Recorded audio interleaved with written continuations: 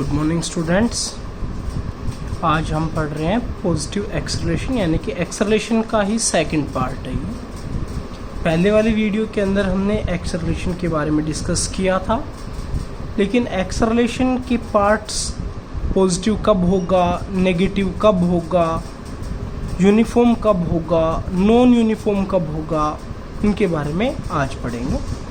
तो जो सबसे पहले हमारे पास आता है वो आता है पॉजिटिव एक्सेलरेशन क्या होता है।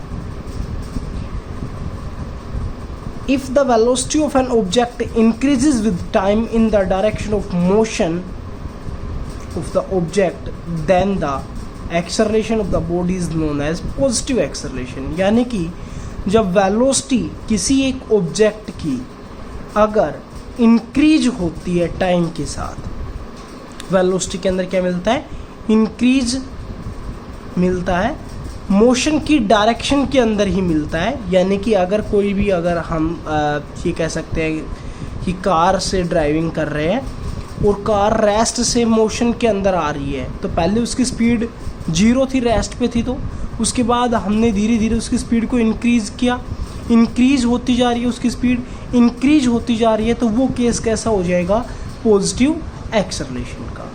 ठीक है, ये एग्जांपल हो गया इसका। दूसरा है नेगेटिव एक्सेलरेशन, जस्ट इससे रिवर्स रहेगा। If the velocity of an object decreases with time, then the acceleration of the object is known as negative acceleration. Simple सा एग्जांपल्स है, जब आप गाड़ी के अंदर बैठे हैं, ड्राइवर ब्रेक्स अप्लाई करता है, ब्रेक जब धीरे धीरे अप्लाई करेगा तो उसकी वेलोसिटी भी धीरे धीरे क्या होती चली जाएगी, डिक्रीज होती चली जाएगी।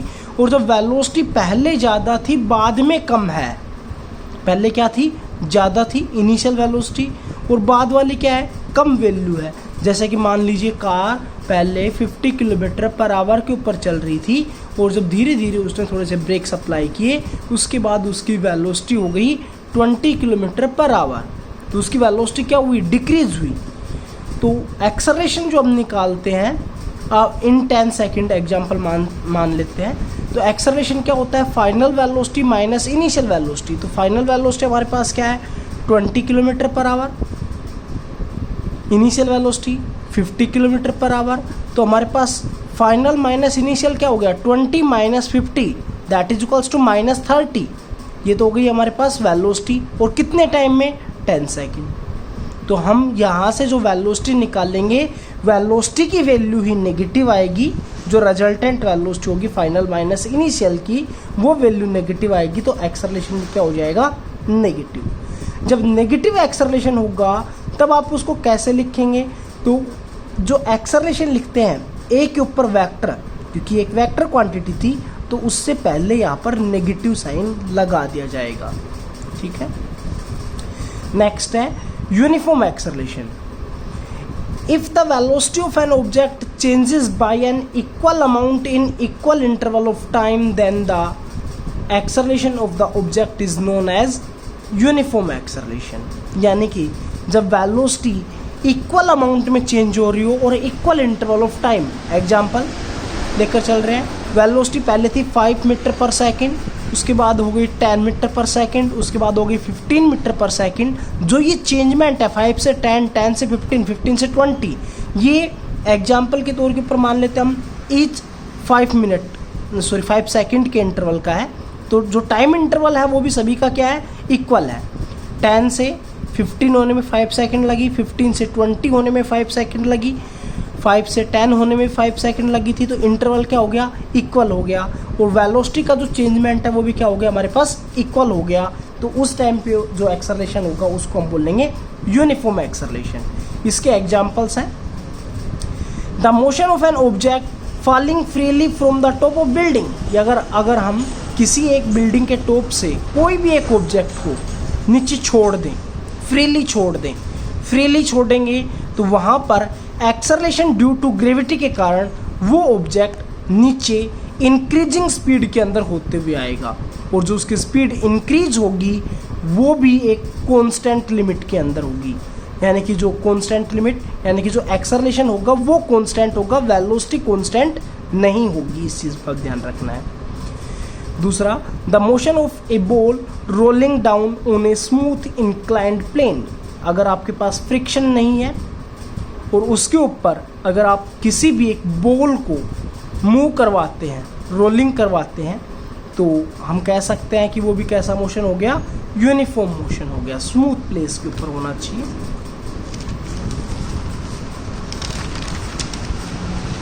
नेक्स्ट है नॉन यूनिफॉर्म एक्सेलरेशन। इसकी हम दो डेफिनेशन दे सकते हैं, दोनों डेफिनेशन मैंने लिखी हुई है। If the velocity of an object changes by N unequal amount in equal interval of time, यानी कि जो वेलोसिटी है अगर वो अनइक्वल अमाउंट के अंदर चेंज हो रही हो लेकिन टाइम इंटरवल क्या है, इक्वल है। एक तो ये हो सकती है, दूसरी डेफिनेशन क्या हो सकती है, और the velocity of an object changes by an equal amount. अब वेलोसिटी में कैसे कितना चेंजमेंट है, इक्वल अमाउंट के अंदर, in unequal interval of time, लेकिन अब टाइम क्या हो गया, अनइक्वल हो गया। यानी कि वेलोसिटी में चेंजमेंट और टाइम में चेंजमेंट दोनों में से किसी में जो चेंजमेंट हो रहा है वो आपके पास एक में इक्वल मिल जाए, दूसरे में अनइक्वल मिल जाए, तो उस टाइम पे आप कह सकते हो नॉन यूनिफॉर्म एक्सेलरेशन। इसका एग्जांपल, जब कोई भी एक बस रुकती है, ब्रेक सप्लाई होते हैं, तो उसकी वेलोसिटी डिक्रीज होती है, फिर वो चलती है तो उसकी स्पीड इंक्रीज होती है, वेलोसिटी इंक्रीज होती है। तो उस टाइम के ऊपर कभी उसकी वेलोसिटी कम ज़्यादा डिक्रीज हो रही है, कभी कम ज़्यादा इंक्रीज हो रही है। इसी तरह ट्रेन का भी एग्जांपल ले सकते हैं हम, the motion of a train living और entering the platform, the motion of a car on a crowded road. Road के अंदर गड्ढे हैं, उसके ऊपर अगर आप कार में ट्रैवल कर रहे हैं तो कभी उसकी स्पीड इंक्रीज होगी, कभी डिक्रीज होगी, कभी इंक्रीज होगी, कभी डिक्रीज होगी। तो वेलोसिटी में जो चेंजमेंट आ रहा है वो कभी प्रत्येक 2 सेकंड के बाद कभी 5 हो रही है, कभी 10 हो रही है, कभी 7 हो रही है, कभी 9 हो रही है, कभी 15 हो रही है। तो वो इक्वल अमाउंट के अंदर चेंजमेंट नहीं हो रहा, लेकिन टाइम इंटरवल क्या है, इक्वल है। तो उस टाइम के ऊपर जो एक्सेलरेशन होगा वो क्या कहलाएगा, नॉन यूनिफॉर्म एक्सेलरेशन।